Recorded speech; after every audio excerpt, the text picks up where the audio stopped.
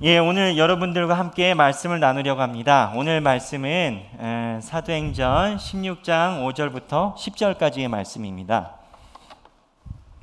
이 16장 5절부터 10절의 말씀에 보면 바울과 실라가 전도를 하다가 급격하게 특이한 현상을 접하게 됩니다. 그게 뭐냐? 성령님이 중간에 길을 확 막으십니다. 바울과 실라가 큰 품을 마음에 품고 하나님 나라를 위해서 아시아를 전도를 합니다. 아시아를 이렇게 한 바퀴 돌아서 전도를 하는데 중간에 어떠한 현상이 있냐면 성령님이 막으시는데 그 상황에 바울과 실라가 접합니다. 근데 이 성령님이 막으실 때 특이한 전제 조건이 있어요. 상황이 뭐냐? 그 전에까지 역사가 성령님의 왕성한 도우심으로 교회가 부흥하고 발전할 때입니다. 교회가 좀 안 되거나 어렵거나 힘들 때 성령님께서 막으시면은 어느 정도 이해가 되는데 성령님의 역사가 있으신 상황에서 성령님이 딱 막으신 거예요. 성경 본문 보겠습니다. 16장 5절 6절 다 함께 읽겠습니다. 이에 여러 교회가 믿음이 더 굳건해지고 수가 날마다 늘어가니라. 자, 여기 보십시오. 지금 이게 아시아를 복음 전하는 상황에서 현재 상황인 겁니다. 날마다 교회가 믿고 이 아시아 교회가 처음으로 이제 예수님을 믿기 시작한 거예요. 부흥하고 있는데 6절, 7절 읽겠습니다. 성령이 아시아에서 말씀을 전하지 못하게 하시거늘 그들이 부르기아와 갈라디아 땅으로 다녀가 무시아 앞에 이르러 비두니아로 가고자 애쓰되 예수의 영이 허락하지 아니하시는지라. 여기서 서버립니다. 아시아라는 지역이요, 지금은 우리가 아시아 유럽 하면 유럽이 조금 더 낫다라고 생각하지만 이 당시에는 좀 달랐습니다. 아시아 지역이 강대국들이 많았던 시절이에요. 아시아를 이렇게 한 바퀴 돌아서 전도를 하면 굉장한 교두보를 확보할 것이라는 신념과 계획을 가지고 바울과 실라가 아시아를 돌았고, 이 도는 과정에 성령님께서 언제나 함께 하셨어요. 이때 바울의 마음이 어땠을까요? 성령이 막았어요. 우리말로 성령님이 역사를 보여주지 마시던지 아니면 가라고 하지를 말던지 성령님의 역사를 보여주어 놓으시고는 성령님께서 이 본문을 보면서 저는 바울의 기도를 생각했습니다. 여러분, 바울이 이 아시아 선교를 위해서 기도를 얼마나 했겠습니까? 하나님의 성령의 역사가 계속 나타났고 성령의 역사에 매듭을 짓고 싶은 목회자로서 선교사로서의 그 열심은 우리가 가히 상상하기 어려울 겁니다. 하나님께서 길을 열어주시지 마시든지 성령의 역사를 지금까지 보여주지 마시든지, 여러분, 이 바울의 기도, 이 부분에서 저는 우리가 가지고 있는 기본적인 생활의 질문이 떠올랐습니다. 여러분은 하나님과 소통하면서 기도 응답 어떻게 받으십니까? 지금 바울은 본인이 기도하는 상황에서 하나님과 다른 기도의 내용을 갖고 있는 거예요. 제가 목회 상담을 하다 보면 가끔 성도님들이 저한테 물어보십니다. 목사님, 제가 너무 힘들어요. 그런데 하나님이 응답하지 않아요. 이렇게 이야기하시는 분들을 종종 많이 만납니다. 여러분들은 기도의 응답 어떻게 받는다고 생각하십니까? 바울은 기도의 응답 어떻게 받았을까? 제가 신학교 다닐 때입니다. 이제 이 기도의 응답을 묵상하다 보니까 신학교 때 입문 과정이라고 할까요? 처음에 과정 때 배웠던 은사님 생각났습니다. 학생 한 명이 질문했습니다. 저희 조직신학을 가르치시는 신옥수 교수님이란 분인데 복음주의 학자로서 우리나라에서 굉장히 유명하신 분입니다. 제 친구 하나가 질문했습니다. 교수님, 기도를 해도 하나님이 응답하지 않으십니다. 조직신학적 관점에서 기도는 하나님께서 어떻게 응답하신다고 봐야 됩니까? 어떻게 해야 우리가 하나님의 응답을 들을 수 있습니까? 라고 질문했어요. 근데 교수님이 5가지로 이야기를 해주셨습니다. 사실 지나놓고 보면 이제 조직신학적인 학문적인 개념이라기보다는 교수님이 연구하면서 삶을 사셨던 것을 요약 정리를 하셨던 것 같아요. 우리가 쉽게 이해할 수 있도록. 교수님이 하나님께서 우리에게 기도를 응답하시는 방법이 있다. 대전제는 하나님은 언제나 우리 기도에 응답을 하신다는 겁니다. 다만 우리가 원하는 기도의 응답을 듣고자 하니까는 목소리가 안 들리는 거지, 우리가 듣고 싶은 목소리가 아니라 하나님이 원하시는 목소리를 귀 기울이면 하나님의 음성이 들린다는 거예요. 그래서 5가지 응답받는 방법을 설명해 주셨습니다. 하나님이 말씀하실 땐 이 5가지로 이야기하신다. 첫째, 기도한 대로 이루어 주신다. 예스. 뭐 이거 너무 쉽습니다. 넘어가고. 두 번째, 안 돼. 안 돼, 안 돼. 하나님이 안 돼라고 이야기하시는 것도 하나님의 기도 응답이시라는 거예요. 노. 세 번째, 아무 말씀. 그러면서 마음에 wait, 기다려라. 이렇게 주시는 것도 응답이란 겁니다. 사실 첫 번째, 두 번째, 세 번째는 얼마든지 이해가 쉽습니다. 근데 네 번째, 다섯 번째가 조금 복잡해요. 복잡하기보다는 이해를 가져가려면 조금 신경을 써야 돼요. 네 번째 기도 응답이 뭐냐? 그거는 네 문제다, 이건 거예요. 이 네 문제가 뭐냐? 쉬운 예로 하겠습니다. 교회 다니는 한 분이 재산이 아주 많은 분이 있다고 생각하십시다. 그분이 집이 여러 채가 있어가지고 하나를 월세를 내놨어요. 근데 세를 한 달에 한 200만 원 받는다고 생각해 보십시다. 200만 원이면 큰 월세죠? 집인데. 근데 세입자가 월세를 안 내요. 언젠가부터인가.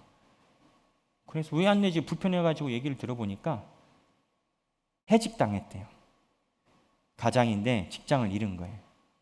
그래서 아이들 먹이고 살리는 게 힘들어서 돈을 낼 형편이 안 되는 거예요. 근데 이분이 교회 가가지고 이렇게 기도를 한다는 거예요. 하나님, 내가 그렇게 이야기를 했건만, 원칙대로 법대로 해야 된다고 그렇게 이야기를 했건만,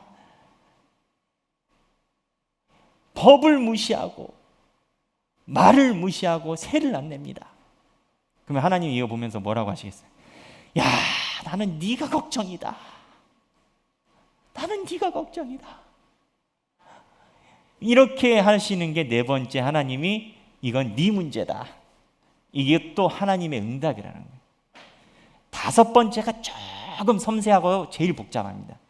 다섯 번째 결론은 이거는 내가 알아서 한다.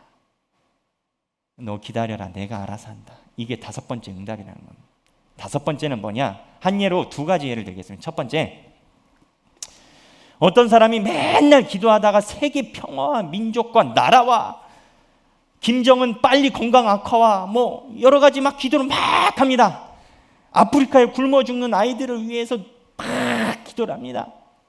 그러면 하나님이 위에서 볼 때 이런 겁니다. 하나님, 야, 그런 건 나한테 맡기고 너는 제발 네 기도 좀 해라.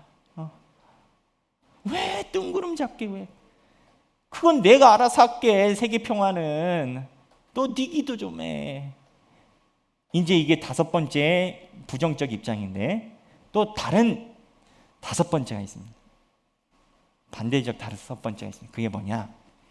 제가 대학 다닐 때 이제 90년대였는데 그때 부흥이라는 찬양, 예수전도단의 부흥이라는 찬양 집회가 굉장히 붐을 일으킬 때였습니다. 기억하시는 분도 계시겠지만, 그래서 예수전도단 화요 모임이라는 게 있었습니다. 저희 학교가 서울에 있었기 때문에 강남에, 교회 이름 까먹었습니다만 하여튼 지하로 있는 교회에서 날마다 화요일 날 큰 교회인데 거기서 화요 집회를 했습니다. 그때 선교사님 한 분이 오셔서 설교를 하셨어요. 설교를 하시는데 그 선교사님이 이렇게 얘기를 하시는 거예요. 여러분, 저는 중국 선교를 하는 선교사입니다.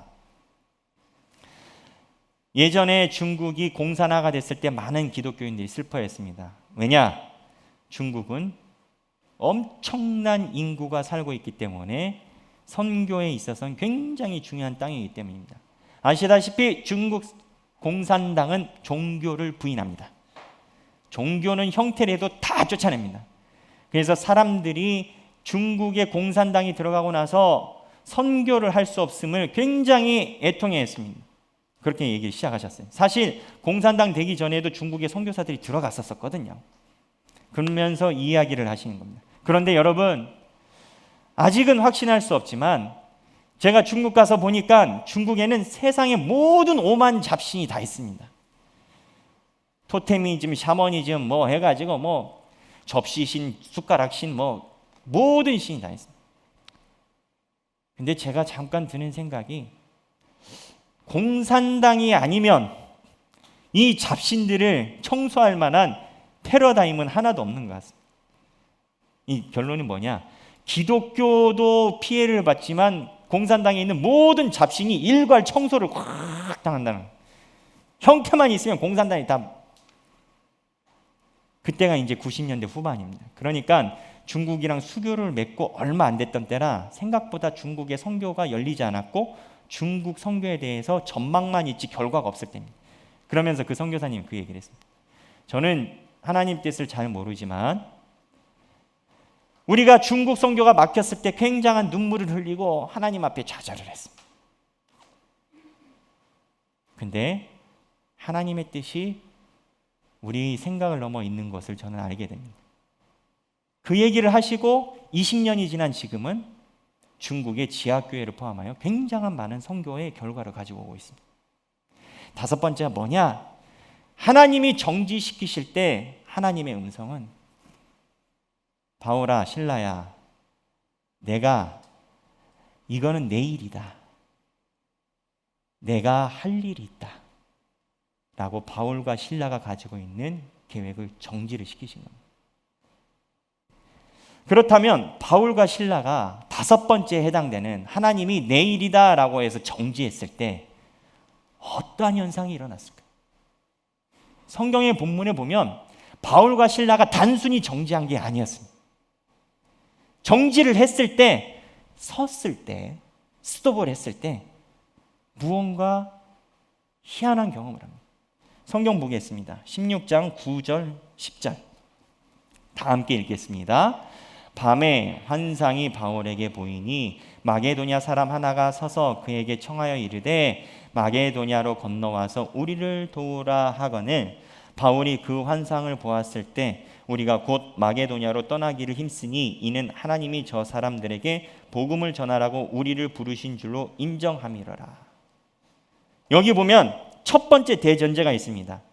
하나님이 바울 보고 실라 보고 가지 말라라는 명확하게 이야기하시는데 이 보이신 환상은 우리를 부르신 줄로 10절에 줄로 명확하게 이야기는 안 하셨다.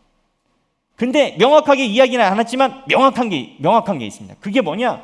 마게도냐 사람이 와서 이르되 우리를 도와달라는 겁니다. 근데 이렇게 한국말로 번역된 우리를 도우라 이렇게 하면은 굉장히 어떻게 보면 피상적으로 느껴지는데 이 원문을 보면요.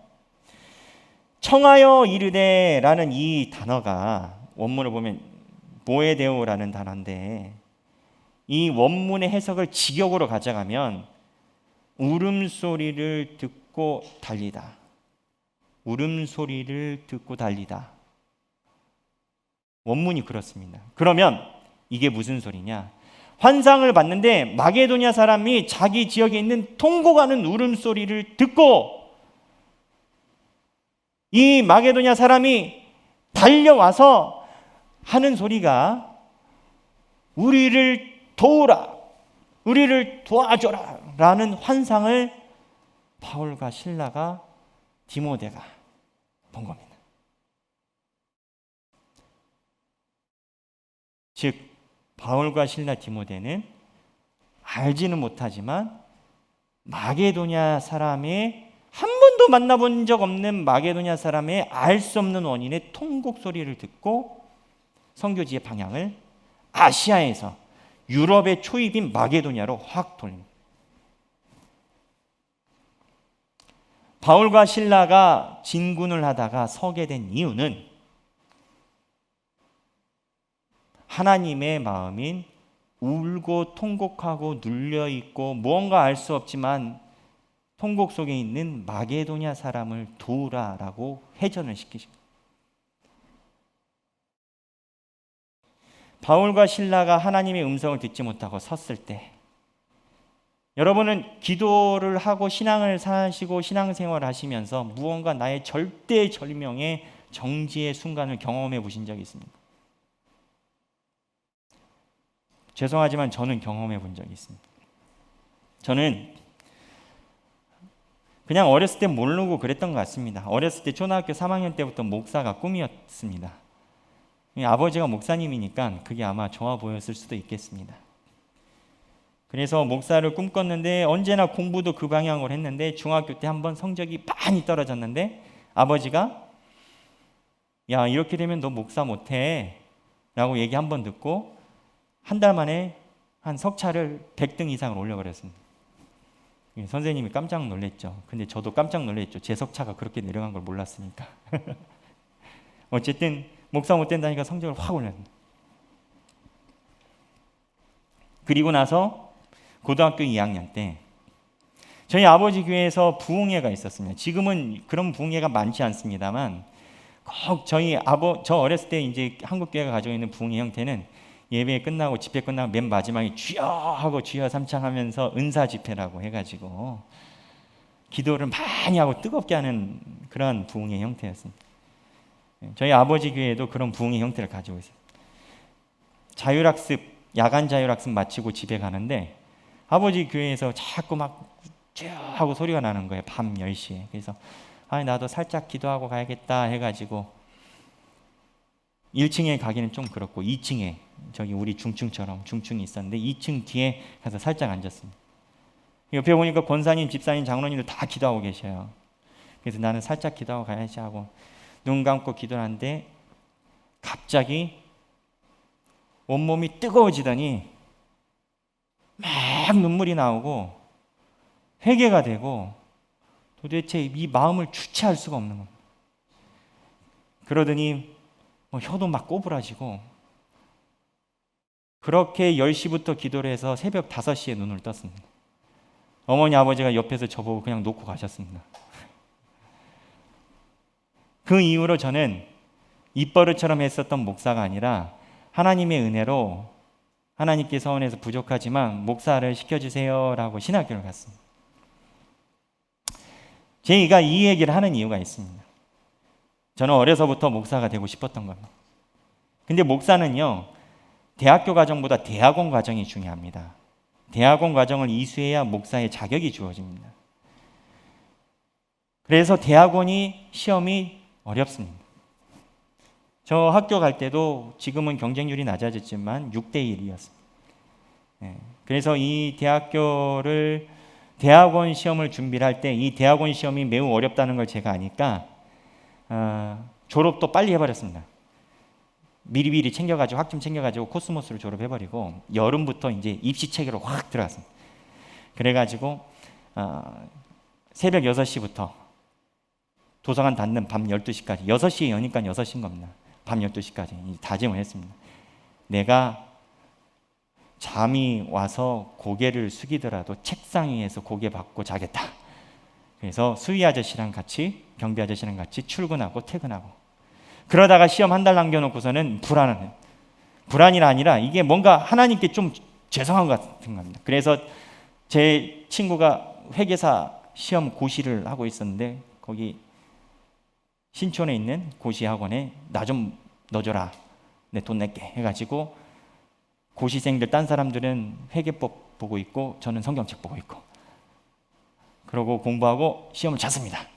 1차, 2차인데 1차 치고 저는 학부 출신이니까 교수님이 살짝 성적은 무난한 것 같다. 사실은 그렇게 알려주면 안 되거든요. 근데 그때는 알려주셨어요. 그래서 좋은 마음으로 2차를 들어갔습니다. 2차는 면접입니다. 면접은 떨어지면 이상한 겁니다. 근데 떨어졌어요. 제가 어려서부터 하나님의 교회를 꿈꾸고 목사가 되겠다고 그렇게 노력을 하고 사실 저보다 공부 안 한 친구들도 합격을 했거든요. 또 성적이 안 된 것도 아니었고 그렇게 한번 떨어지니까 성경이 보기 싫은 거예요. 저희 어머니가 표현하시기를 제가 미국에서 박사 공부도 했지만 어머니는 그때를 기억하십니다. 그때 떨어지고 나서 제가 2달 동안 거의 식음을 전폐하듯이 그리고 성경책을 보지를 않더라는 거예요. 성경책을 던져놓고 보기도 싫더라. 하나님에 대한 실망과 나를 성령 체험을 하지를 마시든가, 여기까지 불러놓고 내가 공부를 안 했습니까? 하나님? 내가 노력을 안 했습니까? 성경책이 보기 싫어.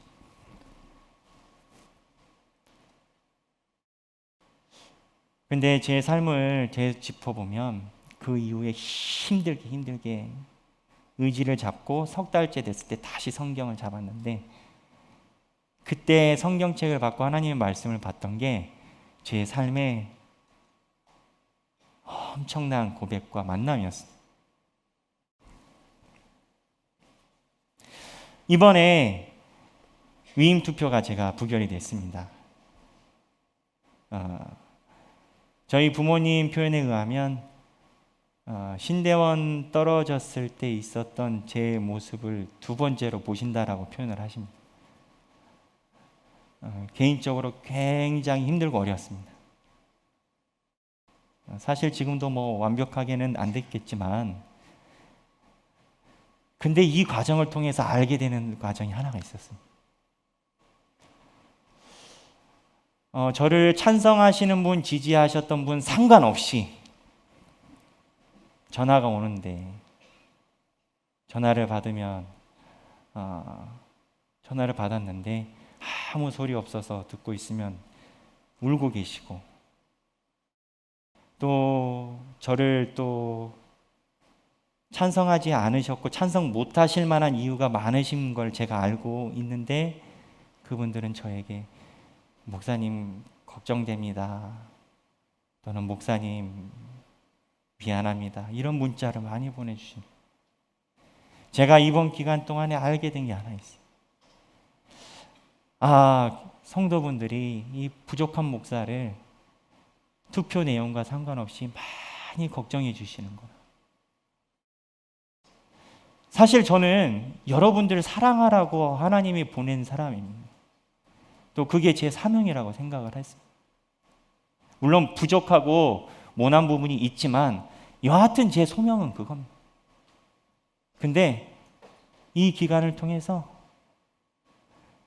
내가 성도분들을 사랑을 해야 되는데 성도분들이 저를 사랑하고 아껴주시는 것을 굉장히 많이 받게 됐어요. 원래 담임 목사는 하나님의 교회를 섬길 때 그 교회에 뼈를 묻을 각오로 사역하는 게 당연지사입니다. 제가 이러한 사랑을 느끼고 찬반에 상관없이 보여주시는 그 사랑을 보면서 그전에는 내가 하나님 앞에서 양림교회 목사로서 서 있다 생각했지만 그게 아니라 이제 성도분들과 하나님의 사랑의 교제가 이루어지는구나 라고 느꼈어요. 하나님의 은혜입니다. 또한 그분들이 애통하시고 슬퍼하시는 게 제가 미안할 정도로 슬퍼하셔서 그분들의 애통을 살펴봤어요. 힘들지만. 근데 그 애통이 단지 이 투표 결과에서 오는 것이 아니라 오랫동안 가지고 있는 슬픔이 있는 것을 제가 알게 됐어요. 비단 저여서를 넘어서 오랫동안 우리 교회를 위해서 가지고 있는 깊이 있는 슬픔이 있는 걸 알게 됐어요. 마치 바울이 마게도냐 사람이 나타나서 울음소리로 달려오면서 우리를 도우라라고 이야기한 것처럼 오랫동안 목사님 이렇게 이야기하는 마음을 받게 됐습니다. 제가 살고 사역해야 되는 이유가 명확해졌어요. 모든 것이 하나님의 은혜이고 모든 것이 성도분들의 사랑입니다. 여러분 삶 속에서 살아가다 보면 저는 목사니까 이러한 중지의 과정을 겪지만 여러분들도 여러분 삶 속에서 살다 보면 하나님을 위해서 헌신하고 살았는데 갑자기 가게 문이 닫는다든지, 회사에서 하나님의 뜻대로 의롭고 정의롭고 살고 그래서 하나님의 축복을 사서 승순장구했는데 내가 무언가 없는데 하나님이 멈추는 일이 발생한다든지, 우리의 삶의 정황은 누구나 다 대동소이합니다.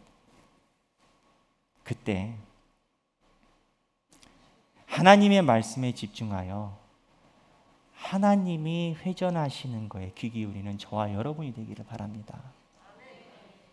내가 원하는 응답을 주시는 하나님이 아니라 하나님이 나에게 말씀하시는 것을 귀 기울이는 저와 여러분이 되길 바랍니다. 오늘 제가 여러분들과 함께 찬양하고 싶은 찬양이 있어서 갖고 왔습니다. 이 찬양이 제가 오늘 여러분들과 나누고 싶은 말씀의 전부 같습니다. 이 말씀이 그렇습니다. 주님이 말씀하시면 내가 나아간다. 주님 뜻이 아니면 내가 멈춰선다. 사실 우리가 바울의 멈춰숨에 집중했지만 바울은 나아가기도 했습니다. 계획에도 없던 유럽에 있는 마게도냐로 넘어갔습니다. 배 타고 넘어가야 돼요. 그 당시에 배는 전복의 위기가 있기 때문에, 위험이 있기 때문에 배 탄다는 건 매우 용기스러운 행동 중에 하나였어요. 내가 계획에도 없던, 계획 한 번도 안 했던 배를 타고 전복하여 몰살당할 수 있는 위기가 있음을 인지하고도 바울은 전혀 그런 거 거리끼지 않고 또 나아갔습니다. 하나님이 서라고 하면 서고 하나님이 가라고 하면 가고, 그게 우리의 인생이요 우리가 되어야 되는 인생인 줄로 믿습니다. 다 함께 찬양하시겠습니다.